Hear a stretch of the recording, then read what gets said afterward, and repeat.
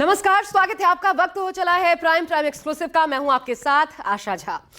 उत्तर प्रदेश की सियासत अपने सबसे दिलचस्प मोड़ पर है और इसलिए कहना गलत नहीं होगा कि अखिलेश वर्सेस मायावती खेल बिगाड़ेगी बीजेपी। जी, भले ही आपको सुनने में थोड़ा अटपटा लग रहा होगा, लेकिन जिस तरह प्रदेश में वोट बैंक की सियासी लड़ाई छिड़ी हुई है, खासकर पिछड़ा और दलितों के मुद्दे पर, उसे देखकर ऐसा ही लगता है कि इसी में बीजेपी का भला है। जिस मुद्दे की काट बीजेपी अब तक ढूंढ नहीं पाई, जिस आरक्षण के नाम पर अखिलेश यादव और राहुल गांधी लगातार बीजेपी को बैकफुट पर धकेलते हैं, उसी आरक्षण में क्रीमी लेयर के मुद्दे पर बीएसपी ने समाजवादी पार्टी और कांग्रेस को जमकर घेरा। कहा, एससी एसटी वर्गों के हित और कल्याण के मामले में दोनों ही पार्टियां और इनके गठबंधन एक ही थाली के चट्टे बट्टे हैं और इन वर्गों का हित अंबेडकरवादी बीएसपी में ही सुरक्षित है। दरअसल मायावती उपचुनाव से पहले अपने छिटके कोर वोट बैंक को एक बार फिर साधने की जी तोड़ कोशिश कर रही हैं और ऐसे में उनका निशाना बने हैं सपा और कांग्रेस। तो ऐसे देखिए, आज उपचुनाव से पहले होगा खेला तो दलित किसे छोड़ देंगे अकेला। देखिए,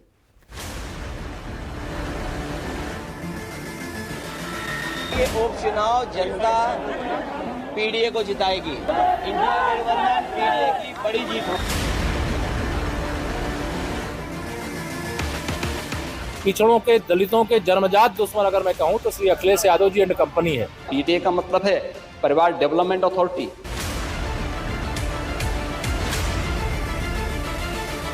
चुनाव में तो ये बड़ी बड़ी बातें कर रहे थे, संविधान बचाने की, आरक्षण बचाने की। अब ये आरक्षण की बात नहीं कर रहे कांग्रेस पार्टी एंड कंपनी के लोग और भी पार्टियों के लोग।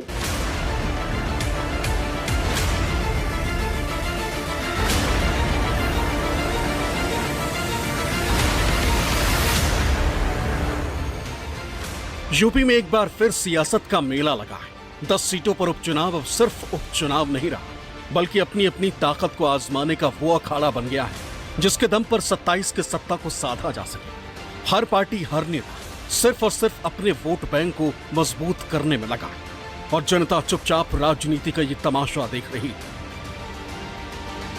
यहां लाल भी है, हरा भी है, भगवा भी है, नीला भी है और निशाने पर है वो वोट बैंक जिसके बिना न सिर्फ यूपी बल्कि देश की राजधानी में भी सत्ता हासिल नहीं की जा सकती। हम बात कर रहे हैं दलित वोट बैंक की, जिसके साथ आए बगैर ना तो राज्य के सिंहासन का राजाभिषेक हो सकता है और ना ही दिल्ली के तख्त पर काबिज हुआ जा सकता है। देश के सबसे बड़े सूबे उत्तर प्रदेश में लोकसभा चुनाव 2024 के दौरान जब ये वोट बैंक मायावती के हाथ से खिसका तो भारतीय जनता पार्टी की बाछें खिल उठी। उसे लगा कि ये दलित वोट बैंक अब उसके खाते में आने जा रहा है, लेकिन इस वोट बैंक ने ऐसी राह पकड़ी जिसका छोर समाजवादी पार्टी और कांग्रेस के हाथ में था। यानी इंडिया गठबंधन को दलित वोट बैंक ने बड़ी तादाद में वोट किया और यही वजह थी कि इंडिया गठबंधन ने उत्तर प्रदेश में भारतीय जनता पार्टी के विजय रथ को रोक दिया। लेकिन एक बार फिर इसी दलित वोट बैंक को लेकर उत्तर प्रदेश की सियासत में तमाम सियासी दलों के बीच जद्दोजहद फिर से शुरू हो गई है।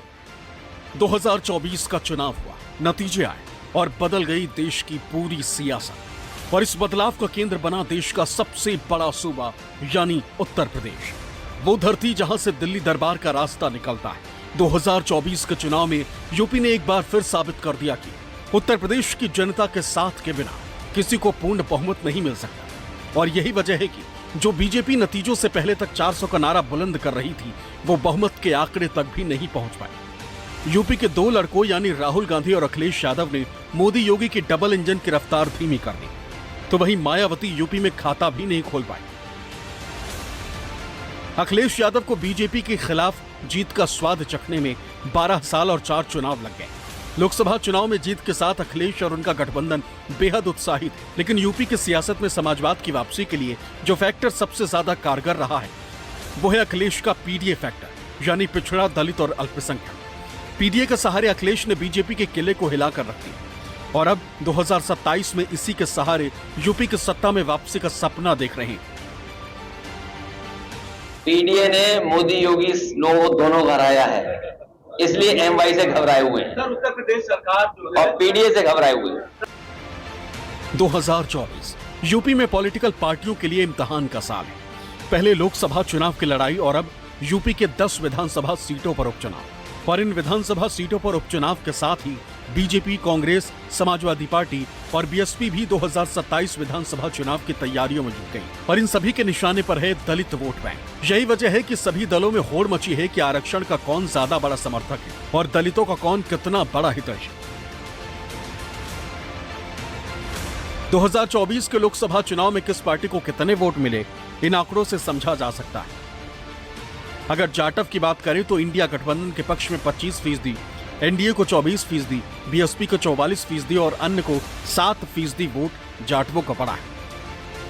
तो वहीं गैर जाटव की बात की जाए तो 56% वोट इंडिया गठबंधन को, 29% वोट एनडीए को, 15% वोट बीएसपी को, तो वहीं 1% अन्य को गैर जाटवों ने वोट किया है।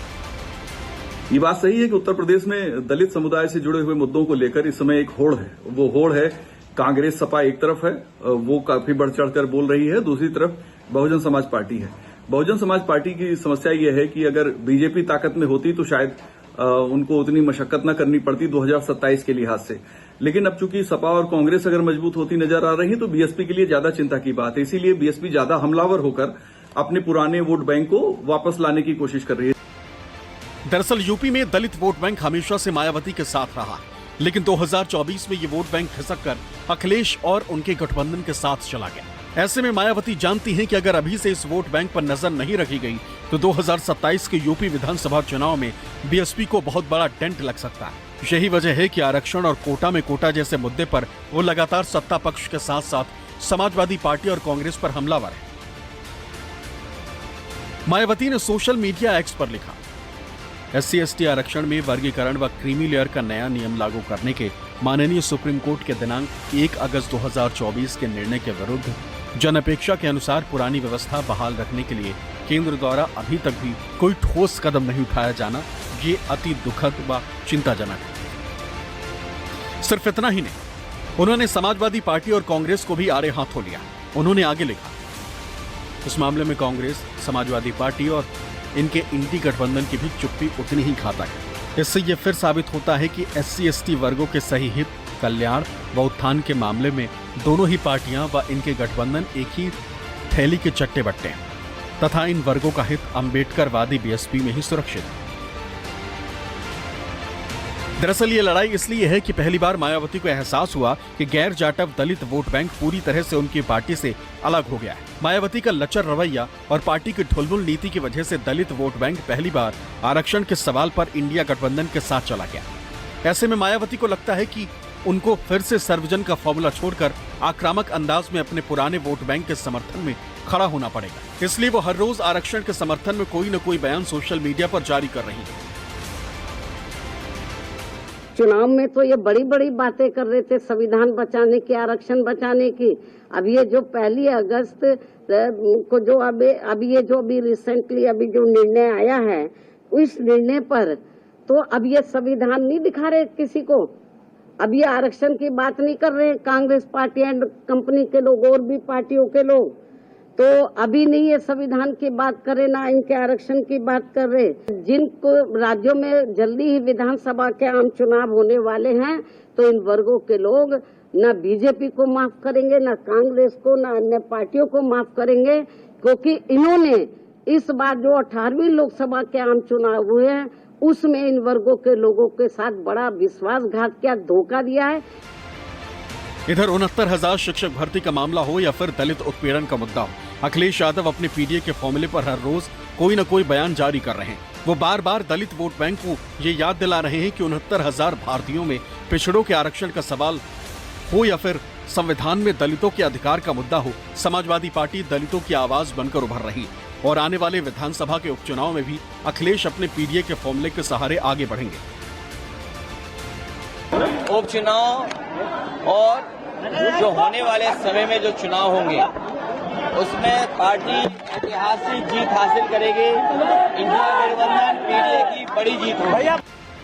उत्तर प्रदेश की सियासत में आरक्षण एक ऐसा मुद्दा बन गया है जिसको लेकर भाजपा बैकफुट पर है। हालांकि बीजेपी का मानना है कि विपक्ष की तरफ से बीजेपी के खिलाफ बनाए गए आरक्षण और संविधान विरोधी नैरेटिव को जनता समझ चुकी है और दलित वोट बैंक बीजेपी के साथ आएगा। जो भी राजनीतिक दल हैं निश्चित रूप से अपने तरफ उस वर्ग को खींचने की कोशिश करते हैं, लेकिन वास्तव में काम करने के आधार पर, सकारात्मक आधार पर उस वोट को पाने की बात करनी चाहिए। दलित वोटों को लेकर भारतीय जनता पार्टी प्रतिबद्धता के साथ खड़ी है और मुझे लगता है कि जो नैरेटिव बनाया गया था वो नैरेटिव समाप्त हो गया है, इसलिए प्रतिबद्ध दलित वोट भारतीय जनता पार्टी के साथ आएगा, ऐसा हमारा विश्वास है। तो यूपी में दलित वोटों की लड़ाई है। ऐसे में दलित आबादी कितनी आई एक एक करके हम आपको दिखा देते हैं, जिसमें सबसे अहम जाटव गैर जाटव हो जाते हैं। तो एक एक करके इनका प्रतिशत देखिए, हिस्सेदारी कितनी, जाटवों की 10%, उसके बाद गैर जाटव जिसमें खटिक वाल्मीकि 4.5%, पासी 3.5%, कोरी 1%, धोबी 1% और अन्य भी 1% के करीब। ये हो गए गैर जाटव। अब जिन 10 सीटों पर उपचुनाव होने वाले हैं, 2022 विधानसभा चुनाव में बीएसपी का कितना वोट शेयर वहां रहा था, आइए इस पर भी एक नजर डालते हैं। इसमें कितनी बढ़त होगी या गिरावट आएगी, देखना इंपॉर्टेंट होगा। खैर में देखिए 25.98%, कटेरी 23.62%, 21% के आसपास मझवा, कुंदरकी में 15%, फूलपुर 13.40%। इसके अलावा 10 सीटें हैं तो गाजियाबाद में 13.36, मीरपुर 10.98, करहल में 6% के करीब, मिल्कीपुर भी वही स्थिति और सीसामऊ में 1.88%। अब आप जानते हैं लोकसभा चुनाव ने साफ कर दिया है, बीएसपी का ग्राफ पूरी तरीके से गिरा है और अगर ये ट्रेंड इस उपचुनाव भी जारी रहता है तो इसका मतलब ये हुआ कि इस वोट शेयर के साथ भले बीएसपी खुद कोई भी सीट निकाल ना पाए उपचुनाव की, लेकिन दूसरी पार्टियों का खेल जरूर बिगाड़ सकती है। ऐसे में आइए अब जो यूपी विधानसभा में हम आपको 3 चुनाव का हाल दिखाते हैं, किस तरीके से बीएसपी का जो ग्राफ है वो चुनाव दर चुनाव परफॉर्मेंस लगातार गिरा है। ये बेहद अहम हो जाता है और इसलिए अब सर्वजन सुखाय सर्वजन हिताय छोड़ करके मायावती आकर टिक गई हैं अपने कोर वोट बैंक पर। 2012 देखिए 80 सीटें जीती थी बीएसपी 25.91% वोट प्रतिशत के साथ। 2017 में मात्र 19 सीटें 22.02 और सबसे बुरा हाल हुआ 22 के चुनाव में मात्र 1 सीट 12.88%। ये वोट शेयर था। इसी तरह यूपी विधानसभा चुनाव में एसपी बीजेपी का ग्राफ कैसा रहा है, आइए इस पर भी नजर डाल लेते हैं। दोनों का ग्राफ अहम है। अगर बीएसपी के सामने समकक्ष तुलना करें तो एसपी देखिए 2017 में 47 सीटें, लेकिन फिर देखिए क्या होता है, बीजेपी 17 में 325 सीटें जीतती है। एक बहुत बड़ी क्षति हानि एसपी को उठानी पड़ती है 21.82% वोट शेयर के साथ, जबकि बीजेपी को हालांकि देखिए बहुत बड़ा अंतर वोट शेयर में आपको नजर नहीं आएगा, लेकिन सीटों का अंतर साफ तौर पर झलक रहा है। यह तब होता है जब जीत हार का जो मार्जिन होता है वो छोटा होता है। अब आपको दिखाते हैं 2022 111 सीटें यानी बढ़त मिली समाजवादी पार्टी को 32.06% वोट प्रतिशत और 255 सीटों पर आ गई बीजेपी 41.29%, जबकि आप देख रहे हैं कि यहां पर वोट शेयर बीजेपी का बढ़ा है। यानी 19 तक गिरावट के बाद सपा का ग्राफ उछला तो चुनाव दर चुनाव बीएसपी का ग्राफ नीचे आता जा रहा है और इसका सबसे बड़ा कारण है बीएसपी के कोर वोट बैंक का छिटकना। वहीं बीजेपी 2022 तक मजबूत स्थिति में थी, लेकिन 24 के लोकसभा चुनाव में कहीं ना कहीं बीजेपी का समीकरण भी बिगाड़ कर रख दिया है और ऐसे में सभी दल दलित वोट बैंक को रिझाने की कोशिशों में जुट गए हैं। राजनीतिक जानकार मानते हैं कि लड़ाई इसलिए है क्योंकि मायावती अपने अस्तित्व को बचाने की लड़ाई लड़ रही। यही वजह है कि एक बार फिर वो अपने पुराने अंदाज में दलित वोट बैंक को साधने में लगी।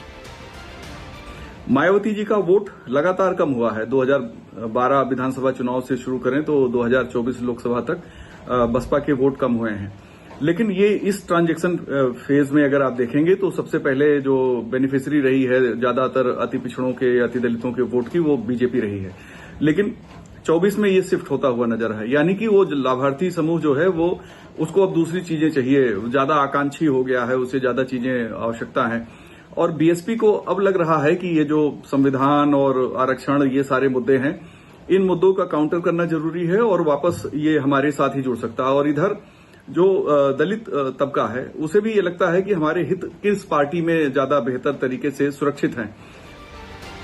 अखिलेश यादव दलित वोट पाकर पहली बार देश के तीसरे नंबर की सियासी पार्टी बन गए। उनकी नजर 2027 के विधानसभा चुनाव पर है। अगर पीडीए का फॉर्मूला आगे भी कामयाब रहा तो दूसरी बार 27 में अखिलेश यादव फिर यूपी के सरताज बन सकते हैं। 2027 का चुनाव होने जा रहा है। बीजेपी ऐसी घबराई हुई है कि उन्हें पता ही नहीं लग रहा है कि किस दिशा में जाएं। जो समाजवादियों की प्रोग्रेसिव पॉलिटिक्स रही है, जो समाजवादियों की पॉजिटिव पॉलिटिक्स है, जो समाजवादियों की खुशहाली की राजनीति है, जो समाजवादियों की भेदभाव मिटाने की राजनीति है, जो समाजवादियों को जो विरासत में मिला है कि खाई कैसे कम हो, अमीरी गरीबी की उस दिशा में लगातार काम करेंगे। और पूर्वांचल की जनता पहले जैसा आशीर्वाद फिर देगी समाजवादियों को। यूपी की सियासत में ये बात सभी जानते हैं कि पिछड़ा, दलित और अल्पसंख्यक ये तीनों ही वर्ग कितने ज्यादा जरूरी हैं। उत्तर प्रदेश की आबादी में बड़ा हिस्सा इसी वर्ग से ही आता है। यही वजह है कि 2024 के लोकसभा चुनाव में समाजवादी पार्टी ने पीडीए के फार्मूले को अपनाया, जो पूरी तरीके से सफल भी रहा। समाजवादी पार्टी ने लोकसभा चुनाव में 33.59% की हिस्सेदारी हासिल की और उत्तर प्रदेश में सबसे बड़ी पार्टी बन गई।